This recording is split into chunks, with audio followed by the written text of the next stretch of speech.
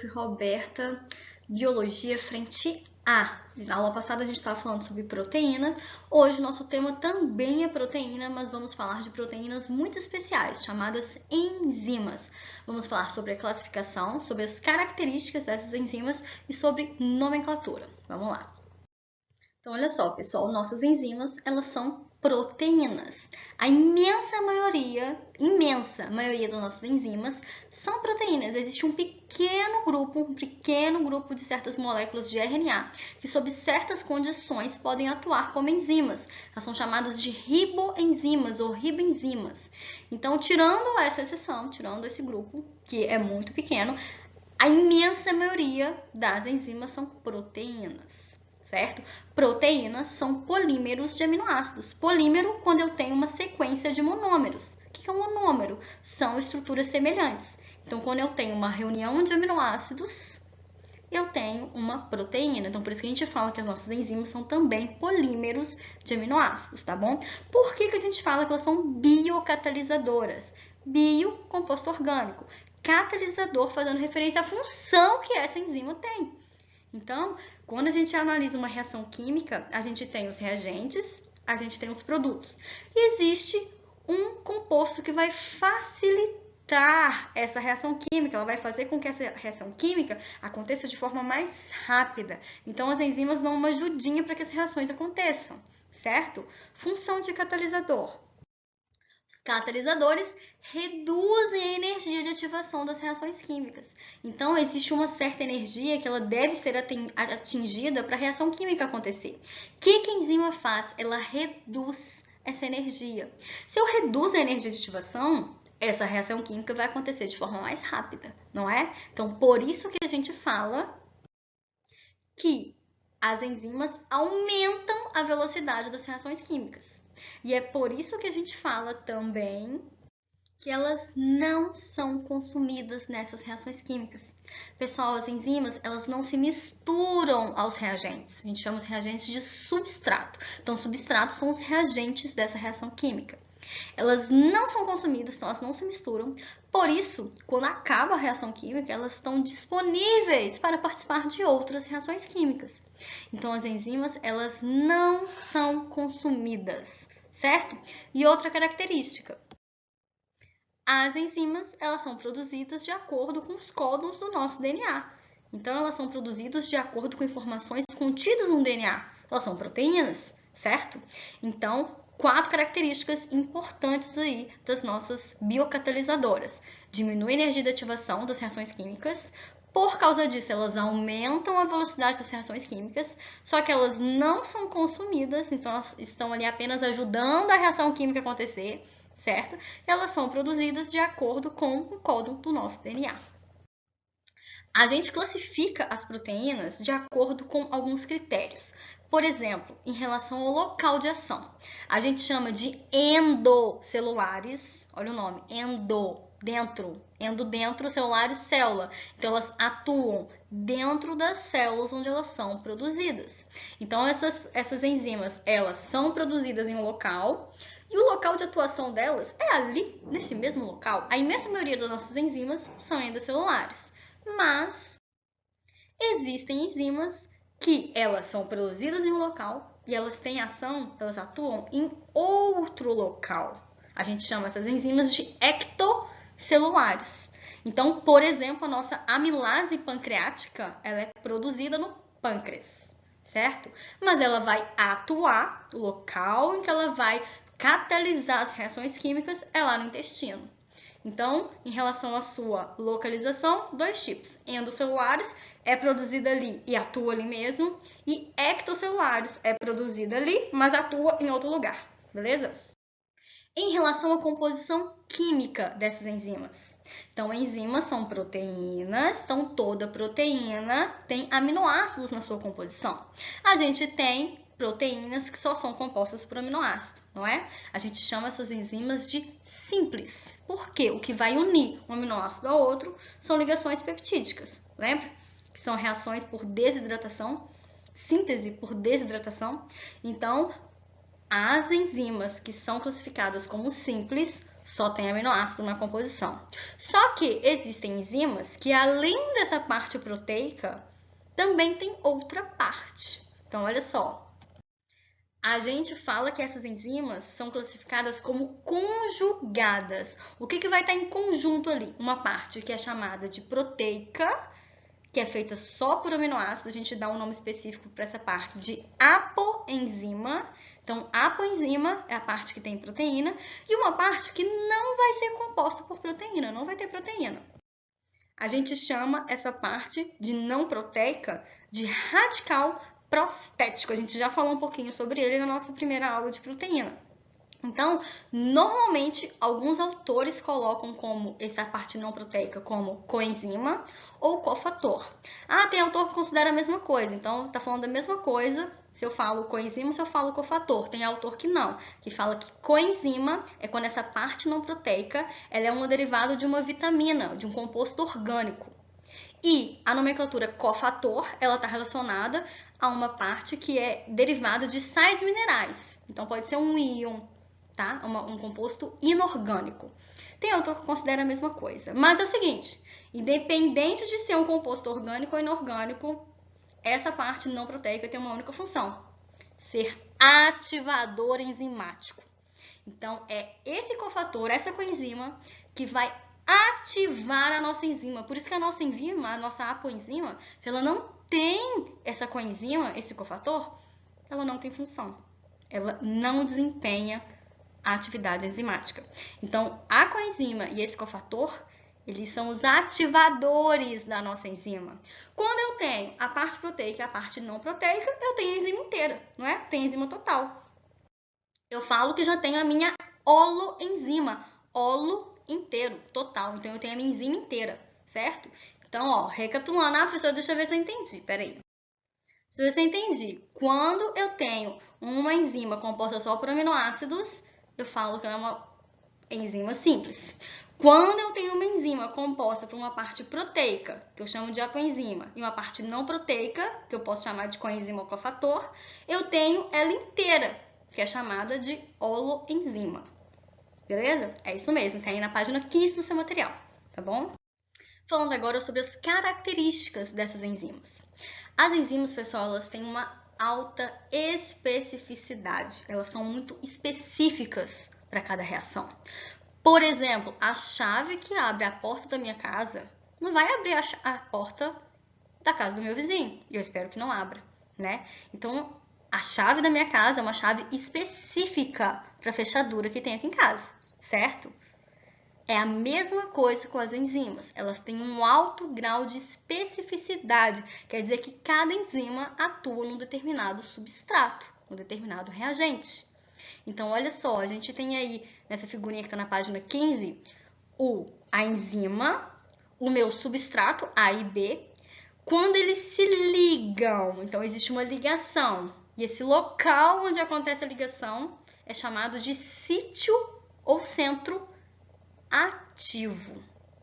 Então, sítio ou centro ativo é o local de encaixe. Tá vendo que tem aí um complexo enzima-substrato? Então, quando eu tenho a minha enzima ligada ao meu substrato, eu tenho esse complexo, enzima-substrato. E eles se ligam, um ponto de encaixe é chamado de sítio ativo. No final da reação, eu vou ter a enzima íntegra, porque ela não é consumida, ela não se mistura, não é? E o produto C. E esse encaixe, a gente fala que eles acontecem de acordo com o modelo que é chamado de chave e fechadura. Inclusive, por isso que tem uma figurinha aí de uma chave no seu livro.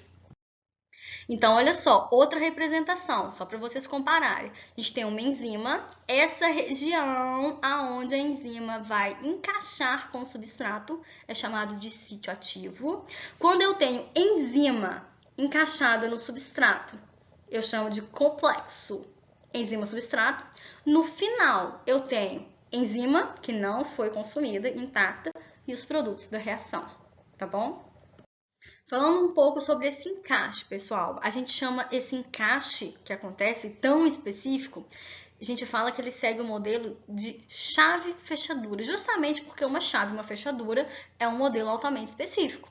A chave que abre a fechadura da porta da minha casa não vai abrir a fechadura da porta do meu vizinho, certo? É muito específico. Esse modelo, inclusive, explica essa autoespecificidade que as enzimas têm com os substratos. Só que é o seguinte, isso é uma ligação, é um encaixe que é inflexível.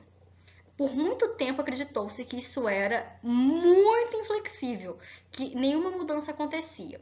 Só que a gente sabe atualmente que certas enzimas têm sim uma certa flexibilidade depois que esse encaixe acontece. Então, a gente chama esse modelo de encaixe induzido. É como se existisse sim um certo grau de flexibilidade e acontecesse uma mudança na forma da enzima depois que ela faz esse encaixe. Esse modelo de encaixe induzido não explica a especificidade, mas ele é relatado em algumas enzimas. Mas ainda temos que esse modelo chave-fechadura, ele explica bem como que as enzimas funcionam, tá bom? Então, normalmente, quando a gente encontra questões sobre esse encaixe, é citado o modelo chave-fechadura para explicar esse alto grau de especificidade que as enzimas têm. Então, ele é um modelo que ainda é válido? Sim. Mas ele é único? Não. Existe um outro modelo, que é o de encaixe induzido, em que quando acontece essa ligação, a enzima ela pode mudar a sua forma um pouco. Então, há um certo grau de flexibilidade. Não muito, mas existe, tá bom? Só queria contar para vocês. Ainda falando sobre característica, existe a característica de reversibilidade. O que é isso, professor? É porque é o seguinte, a enzima ela pode fazer tanto reação de construção de moléculas, anabolismo, e também reações que quebram moléculas, catabolismo.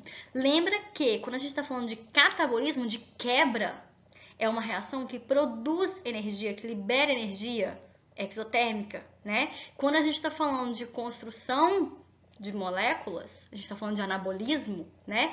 Esse processo consome energia, eu falo que é uma reação endotérmica. Então, olha só, por exemplo, no nosso exemplo aí, a gente tem uma molécula de sacarose, que é um disacarídeo, composto por 2 açúcares, né? 2 moléculas de sacarídeo.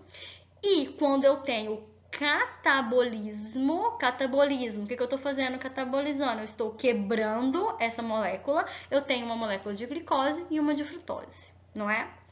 O contrário, quando eu tenho 2 moléculas, uma de glicose e uma de frutose, e eu vou anabolizar, eu vou unir essas 2 moléculas, no final do processo eu tenho uma sacarose. A enzima que faz isso, ela é a mesma. Ela faz tanto a quebra quanto a união, tá bom? É a mesma enzima. Então, por isso que eu falo que essa característica de reversibilidade é encontrada nas enzimas. Então, olha só, pessoal, a gente fala que a ação das enzimas, elas são proporcionais à concentração do substrato. O substrato é o reagente.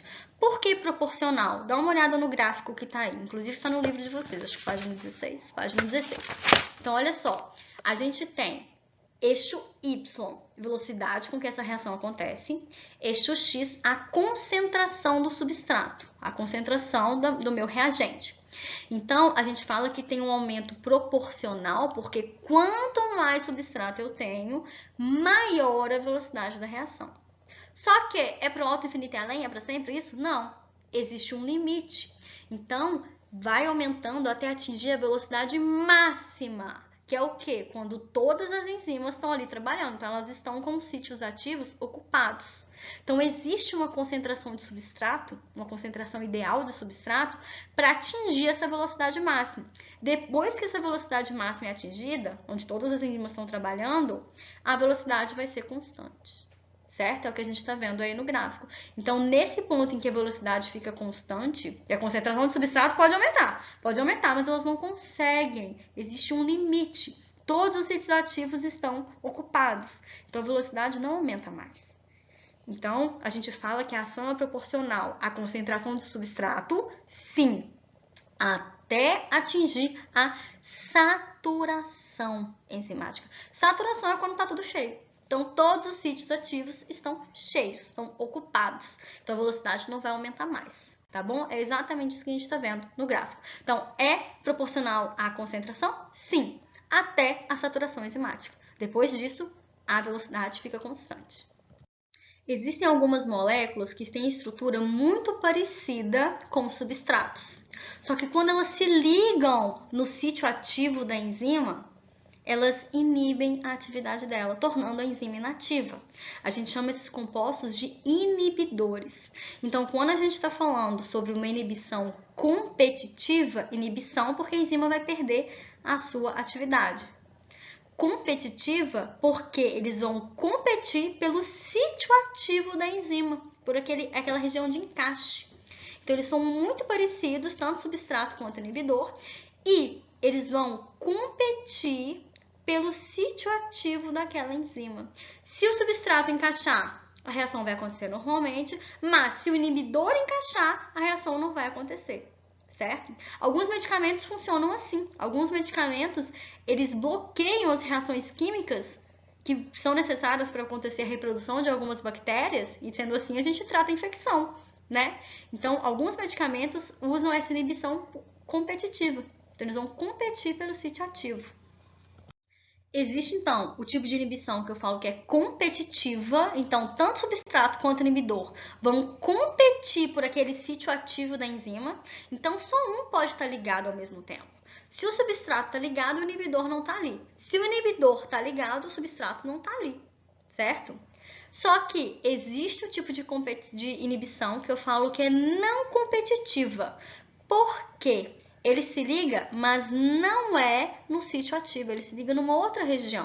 Então, o substrato ainda é capaz de se ligar ali, mas a sua ação ela é inibida porque existe um inibidor grudado ali, não é no sítio ativo. Então, esses compostos eles não competem pelo sítio ativo da enzima. Eu falo que é uma inibição não competitiva. E olha só, quando a gente considera a reação química que está acontecendo, ó, velocidade no eixo Y, substrato no eixo X. Então, existe a cara do gráfico quando a gente não tem nenhuma inibição. Então, a velocidade vai aumentando conforme aumenta o substrato. Depois de um certo tempo, essa reação ela não aumenta mais a velocidade, atinge a velocidade máxima. Quando a gente está usando o inibidor competitivo, o meu gráfico ele vai ser alterado. Por quê? A velocidade máxima ela vai ser atingida. Então, quando é um inibidor competitivo, a velocidade máxima é atingida, só que mais tarde. Vai precisar de uma concentração maior no substrato para poder atingir a velocidade máxima, porque eles estão ali competindo pelo sítio ativo, não é? Só que numa reação em que existe um inibidor não competitivo, ou seja, tanto faz se tem substrato ou não ali, porque o inibidor vai se ligar do mesmo jeito. Então, tendo substrato ou não, certo? Quando acontece inibição não competitiva, a velocidade máxima nunca é atingida. Ela acontece, mas normalmente na velocidade menor, certo? A gente está vendo aí no gráfico azul. Então, quando eu tenho uma inibição não competitiva, a velocidade máxima nunca é atingida. Eu tenho menos moléculas enzimáticas funcionais. Então, vai aumentando a quantidade de substrato, vai aumentando a velocidade, mas nunca vai chegar na velocidade máxima. Quando a gente tem um inibidor competitivo na reação, então a velocidade máxima vai ser atingida, mas mais devagar. Vai precisar de mais substrato, porque eles estão ali competindo pelo sítio ativo, tá bom? Outra coisa, toda enzima tem um pH ideal para atingir aquela velocidade máxima. Então, no nosso gráfico aí, eixo Y tem a velocidade da reação, eixo X o pH. Então, o pH ele influencia na ação da enzima. Quando a gente atinge o ponto de velocidade máxima de atividade daquela enzima, eu falo que é um ponto ótimo. Então, é o pH ótimo para aquela reação acontecer. Ótimo quer dizer que está em todas as condições ideais, maravilhosas, para aquela enzima desempenhar as funções. É o ponto que tem maior velocidade. Então, existe uma faixa de pH em que a minha enzima tem essa função ótima, certo? Tem essa função na velocidade máxima.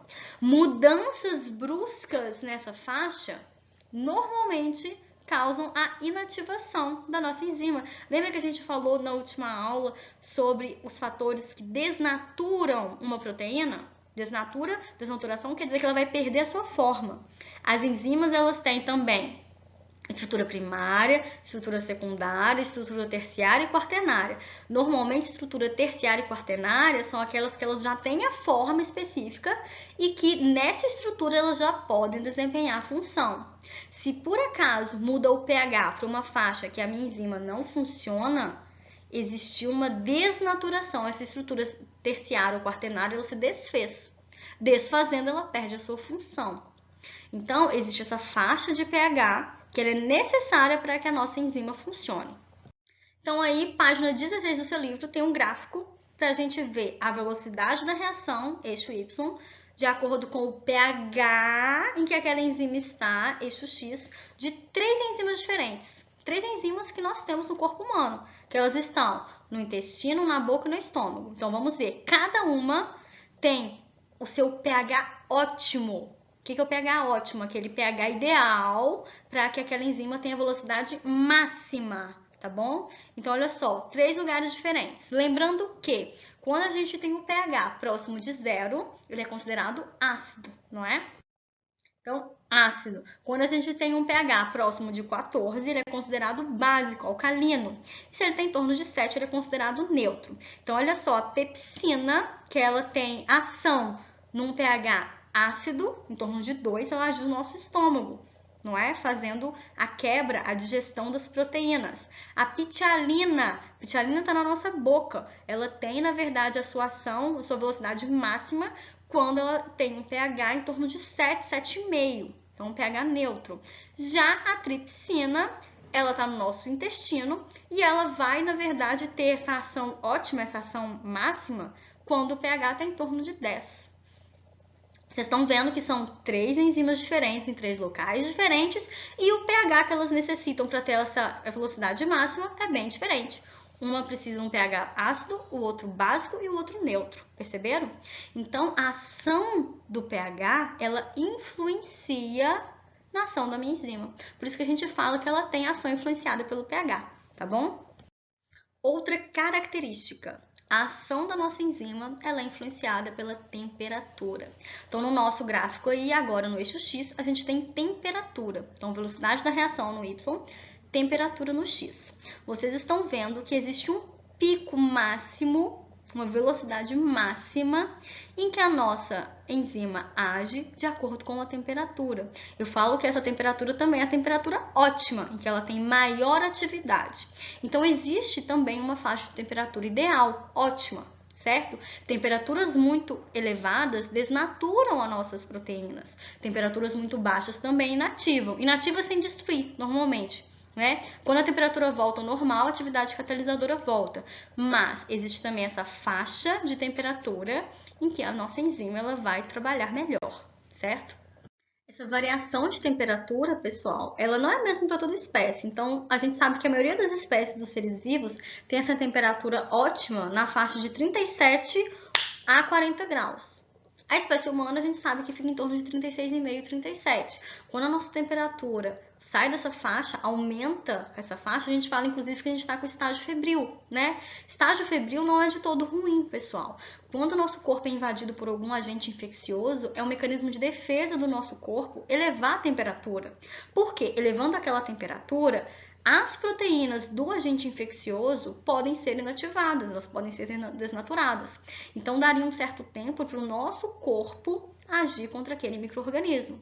Só que é o seguinte, temperaturas muito altas desnaturam as nossas enzimas.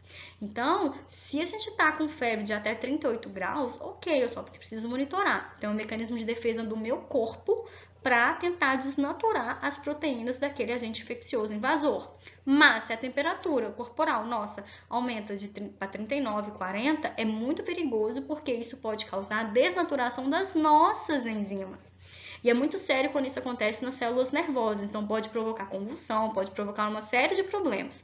Então, assim, essa faixa de temperatura ótima, ela é necessária para a ação das enzimas, certo? E varia de acordo com a espécie.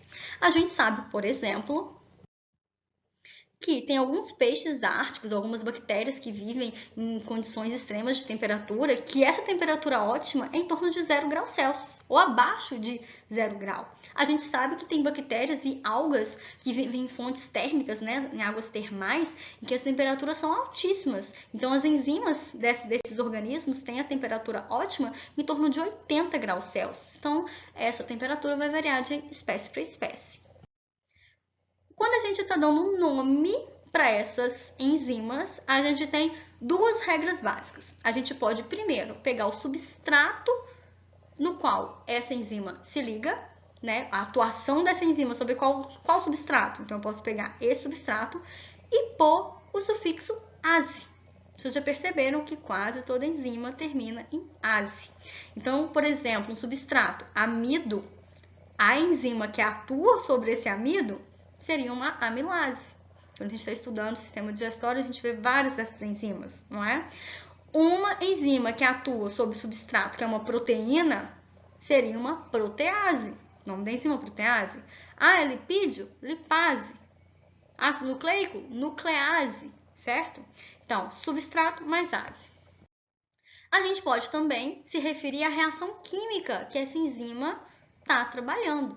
Então, eu pego o sufixo e eu coloco o nome da reação química que essa enzima catalisa. Por exemplo, se a reação química é uma reação de fosforilação, uma adição de fosfato, né? Por exemplo, na nossa respiração celular, existe essa reação transformando ADP em ATP. Acontece uma adição de fosfato, uma fosforilação. Eu falo que essa enzima é uma fosforilase. Percebe? Ah, então não, é uma reação de desidrogenação. O que é? Retirar hidrogênio. Né? Por exemplo, quando a gente tira hidrogênio, a gente converte gordura saturada em gordura insaturada. Não é? Então, eu falo que é uma reação de desidrogenase. A enzima que faz isso é uma desidrogenase. Estou dando nome a ela. Ah, se faz é uma transcrição. Ok, transcriptase. Percebeu? Então, eu pego a reação química que essa enzima atua, mais ase. Ou eu pego o substrato que essa enzima atua, mais ase. Ou eu posso juntar as duas coisas. Por exemplo, eu pego tanto o substrato quanto a reação e eu ponho ase. Então, ácido lático, substrato, desidrogenase, faz uma desidrogenação, percebeu? Então, o nome da enzima, ácido lático desidrogenase. Existe exceção? Quase tudo em biologia tem exceção, né? Então, tem sim. Tem alguns nomes de enzimas que eles são consagrados pelo uso. Por quê? Muitos apareceram antes de terem essas regrinhas. Então a gente tem 3 exemplos aí. Pepsina, a gente inclusive já falou dela, atua sobre proteínas no nosso estômago. Tripsina também atua sobre proteínas no duodeno. E pitialina atua sobre o amido na nossa boca. Então, são nomes que, na verdade, são exceções a essas regras, beleza? Então, vamos fazer a questão. Questão 1, aí do seu apostila, aula 7. Nos seres vivos, as enzimas aumentam a velocidade das reações químicas. Assinale V com verdadeiro ou F com falso as afirmações abaixo referentes às enzimas.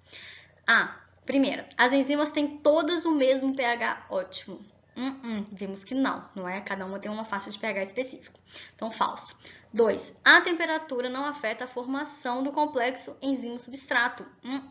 As duas estão erradas, né? A gente viu que a temperatura influencia sim. Tanto pH quanto temperatura influenciam.